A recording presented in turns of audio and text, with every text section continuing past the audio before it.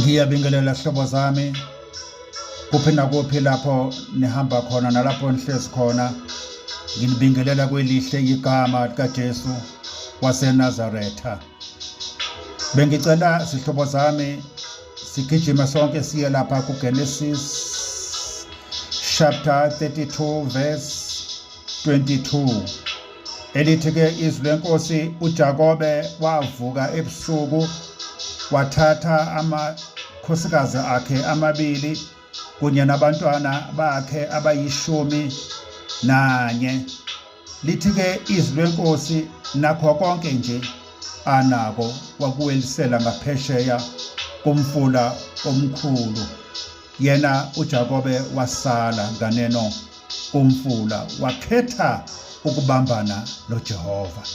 Hey madoda, esebambene noNkulunkulu uJakobe wayesebona uNkulunkulu ukuthi akamehluli uJakobe, wafaka isandla sakhe emsipheni yenyonga yakhe wakhubazeka uJakobe, kodwa akangamdedela uNkulunkulu noma uJakobe esekhubazekile.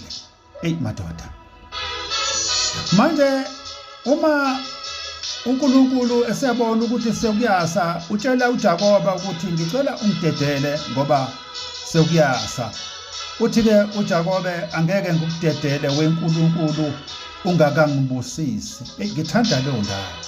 Angeke ngikudedele weNkulunkulu ungakangibusisi. uNkulunkulu wayesebuza ukuthi ngubani igama lakho? Uthi ke uJakobe nginguJakobe igama lami. Wayesethi ke uNkulunkulu kusukela namhlanje asoyoba uJakobe kodwa usizoba uIsrayeli.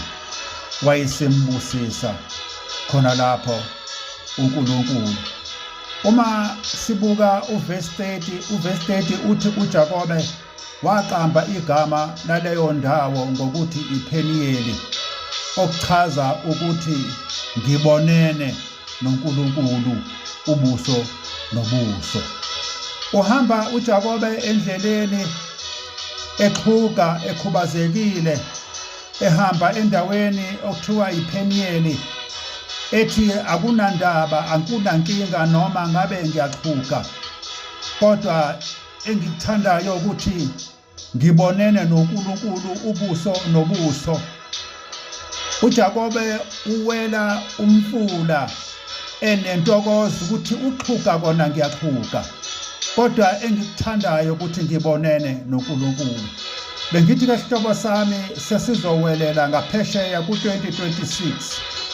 Sixhuga izinhlupheko, sixhuga inzondo, sixhuga ukweswela, sixhuga ukuqanjelwa amanga, kodwa bese sithi asinandaba nokuthi yini esikhubazile, kodwa nje sibonga ukuthi sibonene noNkulunkulu.